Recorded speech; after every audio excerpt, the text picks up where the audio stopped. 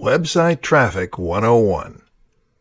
Building a successful website and generating lots of steady traffic has a ton of amazing benefits. For one, it means money. If you run a business, then traffic means customers, and customers mean income. A steady stream of visitors can mean the difference between stagnation and massive growth.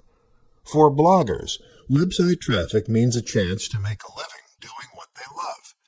And even if you don't choose to monetize those visitors, you can still gain a lot of satisfaction and pleasure knowing that you have a dedicated readership. The only problem? Getting to that point in the first place. This series of presentations will help you to do just that. But first, let's start with the basics. The foundation. Before you begin to build traffic and drive thousands of visitors a day to your site, you first need to think about how you are going to build a solid foundation for your online brand.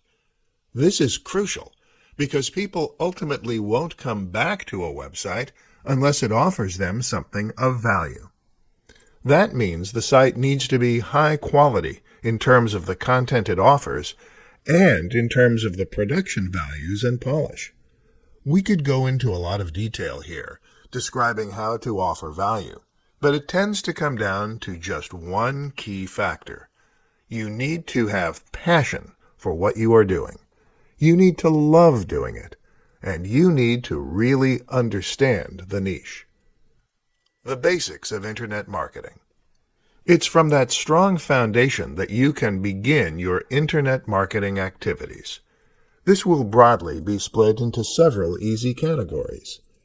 SEO, or search engine optimization, social media marketing, email marketing, influencer marketing, content marketing.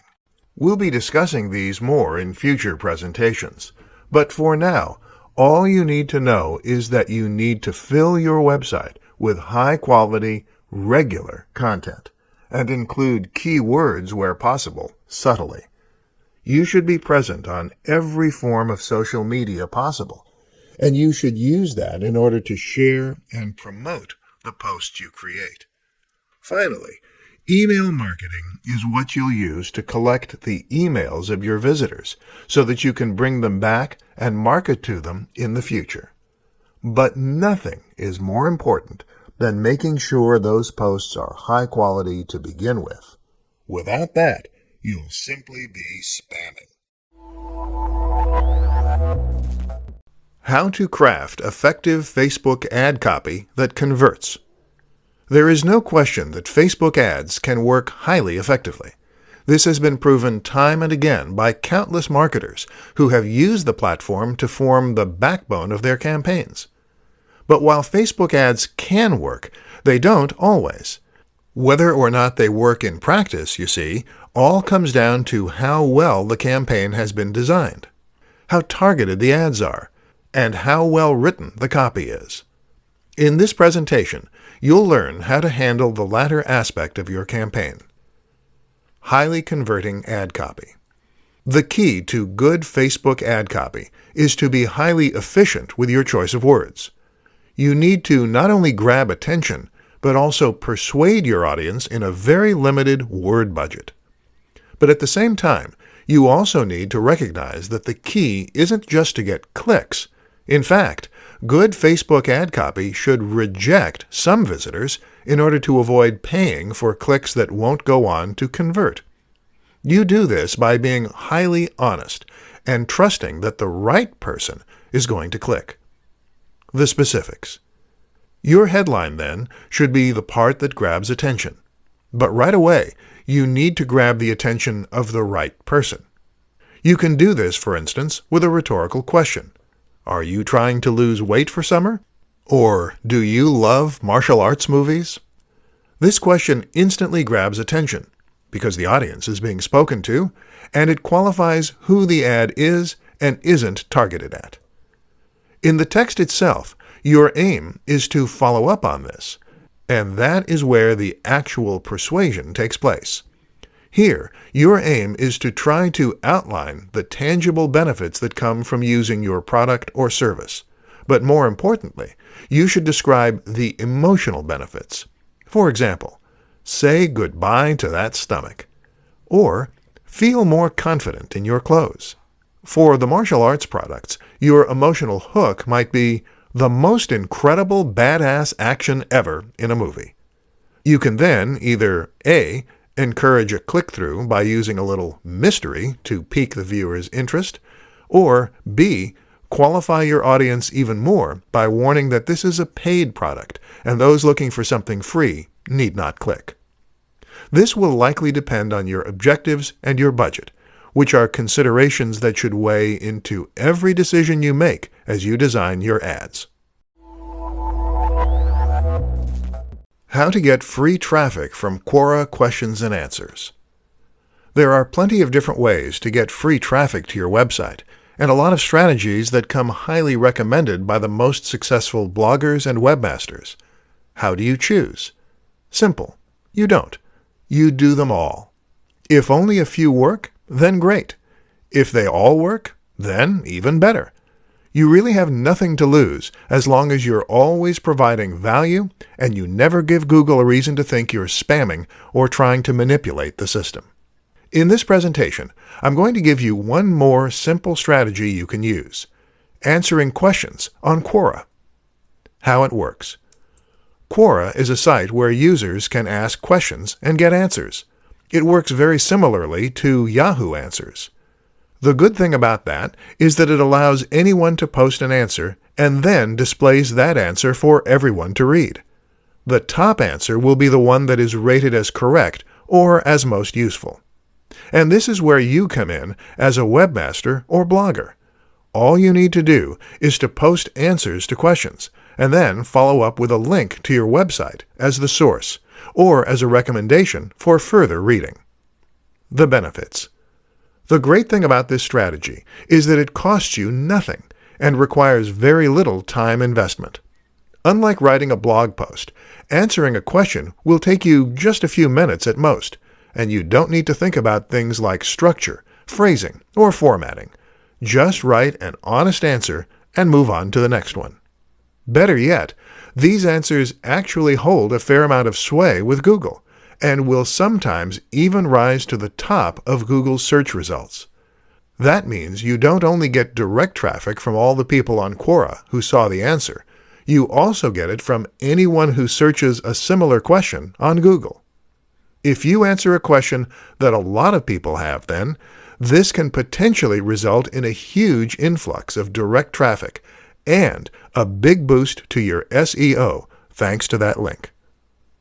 How to get the most from Quora. To get the most from this, you need to make sure that your answers are genuinely useful and accurate. That way, you will be most likely to be voted up, and you'll also be able to build your authority so that people start to think of you as someone who knows their stuff. And if there are no questions on any given day, just post a few of your own. How to get instant traffic with targeted Facebook ads. If you're hoping to get more visitors to your website, then there are plenty of different strategies you can use. From SEO to content marketing to social media marketing, you certainly aren't short of options. The only problem is that these strategies all take time. Meanwhile, Facebook ads provide a way you can start to get targeted traffic instantly, as long as you know what you're doing. In this post, we'll unravel how it all works. Facebook ads, the basics. The first thing to understand about Facebook ads is that this is a PPC platform. That stands for pay per click, meaning, in other words, that as an advertiser, you will only be paying each time someone actually clicks on one of your ads. Often, this will cost anywhere from a few cents to a couple of dollars. As the advertiser, you can choose what you want your maximum bid or your maximum pay per click to be. This gives you the control to decide how much you want to pay for each visitor to your website. And what gives you even more control is the targeted nature of these ads. You can use the information provided to Facebook, age, sex, location, interests, job description, marital status, and use that in order to choose who you want your ads to show to. putting it all together. So using all this information, you can then create an advertising campaign that will be almost guaranteed to be profitable. If no one clicks on your ads, you don't pay anything.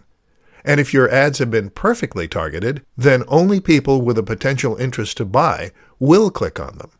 So let's say you have an ad banner showing on a random website. That might get 100 clicks, and 70 of those might be completely random and disinterested in your niche and your product. With the best attempt in the world, you can expect to persuade just a small percentage of them to buy from you.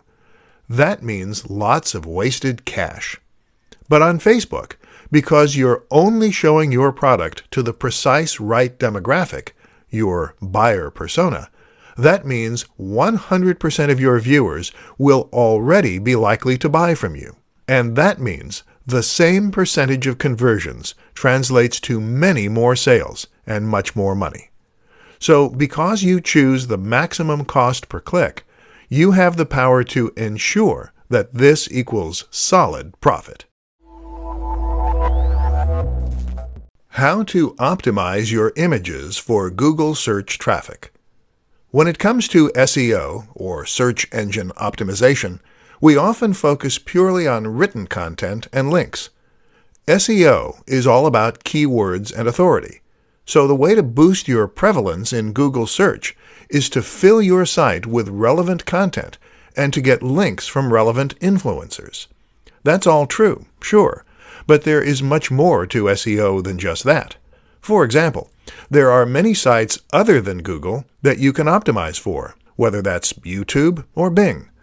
At the same time, there are other aspects of your website that you can choose to optimize. Say, for example, your images. Chances are that at some point during your time on the web, you will have visited a website because of an image search. You might have searched for a key phrase in Google, clicked Images, and then seen a whole section brought up. From there, perhaps you saw an image you liked the looks of, and so you clicked on it and were taken to the website. That then is precisely what we are trying to achieve when we optimize our images for search. And in many ways, that works in a very similar way to optimization for written content. As with written content, keywords are of the utmost importance here. Only now, the keyword isn't a part of the content. Google's optical character recognition isn't good enough to read from images yet, but rather it surrounds it. The key then is to write around the subject matter as you embed your images. If the text on your page is well optimized, then the images will be more likely to come up in related searches. At the same time, though, you can also make sure that you use the right names for your images. That, of course, means using keywords to name your files, which very easily identify the subject matter. Finally, though, you also need to optimize the images themselves. That doesn't mean you need to optimize the quality of the image, although this will help with the human element, but rather it means that you need to think about whether the image is original. A lot of the time, we use stock images, but unfortunately, these don't show up in Google often because they count as duplicate content. The key, then, is to modify any reused images in order to make them unique. The most common SEO mistakes and how to avoid them. Bad SEO is a painful thing to look at. It's so well-intentioned, and no doubt the site owner or blogger was certain at the time that what they were doing was going to boost their visibility and help them grow their business. And yet, bad SEO won't only fail to grow your business, it can actually hamper your chances of growth and success to a large degree, and leave your site struggling to get noticed or even be penalized. In this post, we'll take a look at some of the most painful SEO mistakes and how you can avoid making them. Keyword stuffing. By far, this is the worst SEO mistake you will run into. We all know that SEO involves the use of keywords. Subtle repetition of certain phrases that you want to rank for is the best way to tell Google what your site is about and to show up in the right search results. The operative word there is subtle. Keyword stuffing means using keywords in such an aggressive manner that the content becomes unreadable. Ironically, this not only upsets the visitors, but it also actually hurts your ranking. It can even get you penalized. Always write for the reader first. Covering the site in ads. If your site is covered in ads, then this will hurt your SEO. Firstly, Google doesn't like to see more than 2 ads above the fold, and fewer is preferable.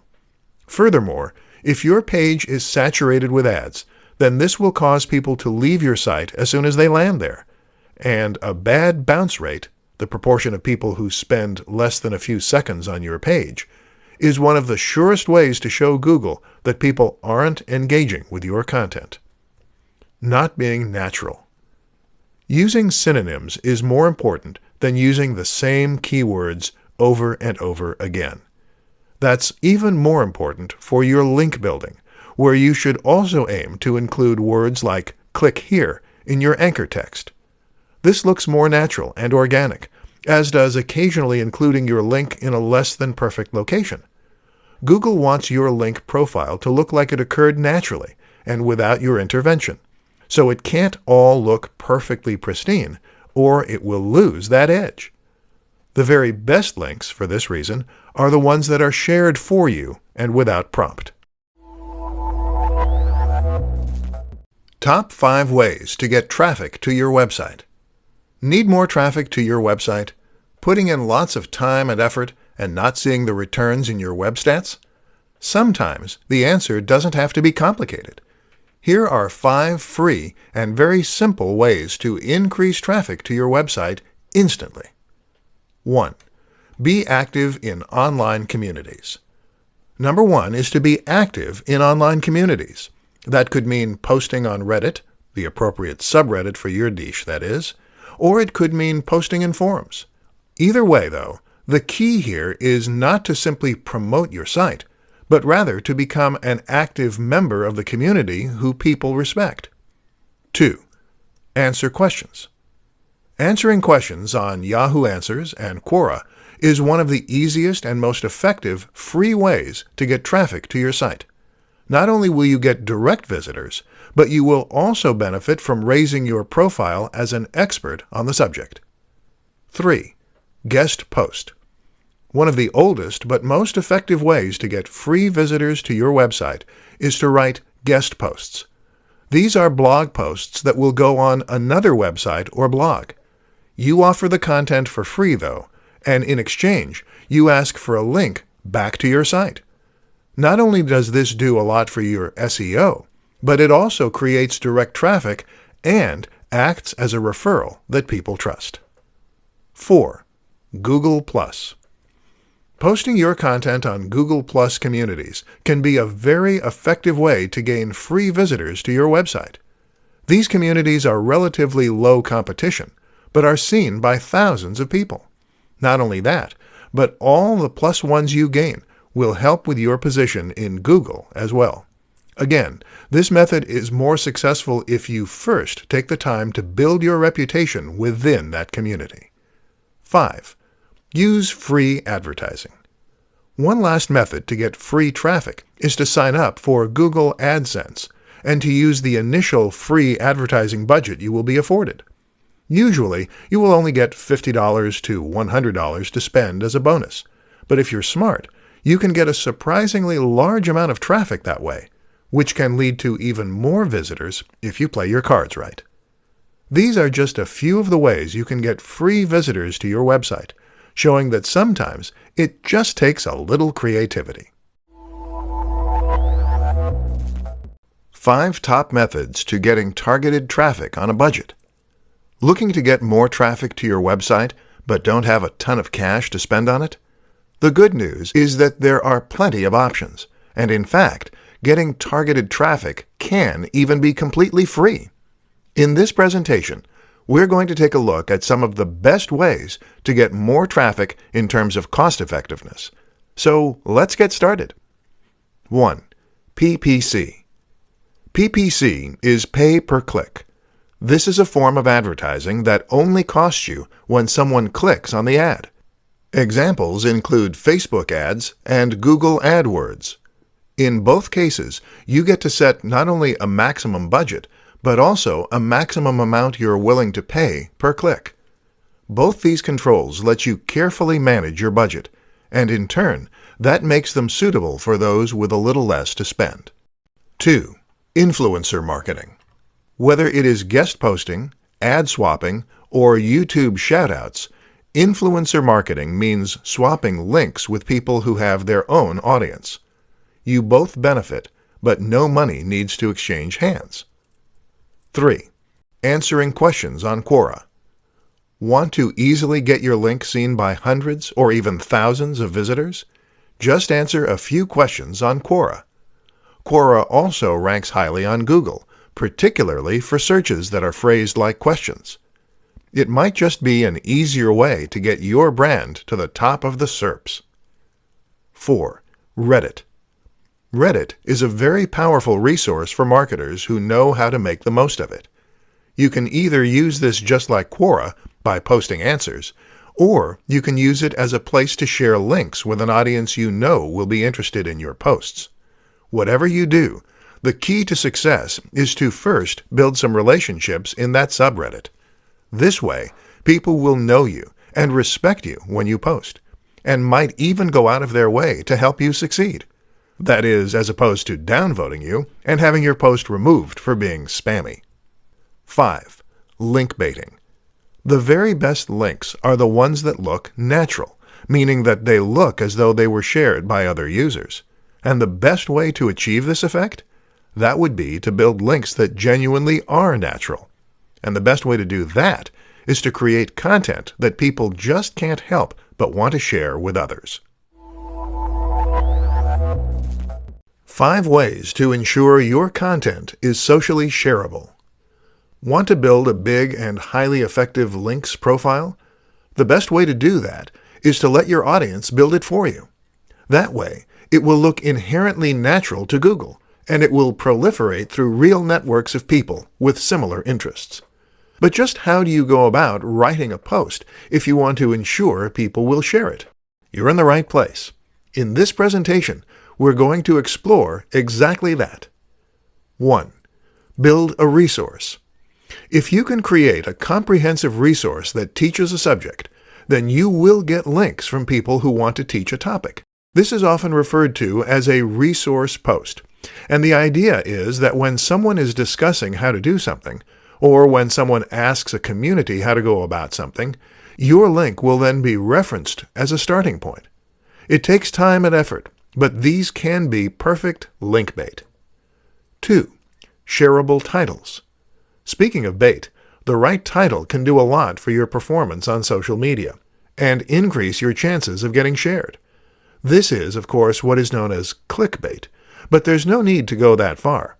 Just make sure that your title captures attention and is interesting enough to gain some clicks on its own strengths.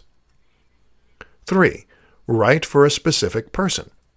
Remember, social media is primarily about communication. That is to say that we post on Facebook or Twitter usually because we want to say something to someone or about ourselves. For example, one reason we often share things on Facebook is because of what that says about us. We share things that we associate with, to tell our friends a little about who we are. The other reason we share is because we think someone will like a specific post, and we want to let them know we're thinking of them. In both cases, it pays to write for a specific person, and not be so broad that you don't appeal to anyone in particular. 4. Be a little opinionated. People love to argue on Facebook and Twitter, and the sad fact is that controversy sells. Don't be obscene, of course, but don't be afraid to be a little controversial either. If someone shares your post because they disagree with it, that's still a share. 5. Add social sharing buttons. And finally, the easiest way of all is just to include social sharing buttons on your site. Let visitors share your content with one click, and they'll be much more likely to do just that. What is retargeting, and why should you be using it? As you begin to become more experienced in internet marketing and you start to explore more options, you'll begin to discover some more advanced techniques and strategies that you can use to accelerate your growth. One of the most successful of these is retargeting. This can be highly effective if you know how to use it. And in this presentation, that's precisely what you're going to learn. What is retargeting? Retargeting is a term that is usually used in relation to PPC, pay-per-click advertising. That means Facebook ads, and it means Google AdWords and AdSense. Both these platforms allow you to target whom you show your ads to, ensuring that you're not paying to display ads to people who are unlikely to be interested in visiting your page or buying from you. Facebook does this by letting you target by demographic and by interest, based on the information that the user gave the network. Google, meanwhile, does this by letting you target based on search term, from which you can infer interest and intent. Retargeting takes this one step further. By using cookies stored on the visitor's computer, it allows you to show ads only to visitors who have previously been to your site and previously looked at your products. This, in turn, greatly increases the likelihood that they might be interested in what you have to sell. Why it works. Retargeting is very powerful because people who have been to your page before and looked at your products were possibly considering buying from you. You can not only choose to show your ad to previous visitors to your site, but to previous visitors of specific pages. If you have ever thought of buying something, you may have found that you ended up talking yourself out of it. Perhaps you didn't have the money, or perhaps you didn't really need it. Either way, logic prevailed over impulse and emotion. But then imagine it's evening. You're feeling tired and your resolve is weak. Maybe you've had a hard day and you feel like you deserve a treat. And then you see that same product you considered appear. Maybe now with a limited time discount. Did you know that we're statistically more likely to buy when we're tired? You can imagine the impact this could have. And right there is the power of remarketing.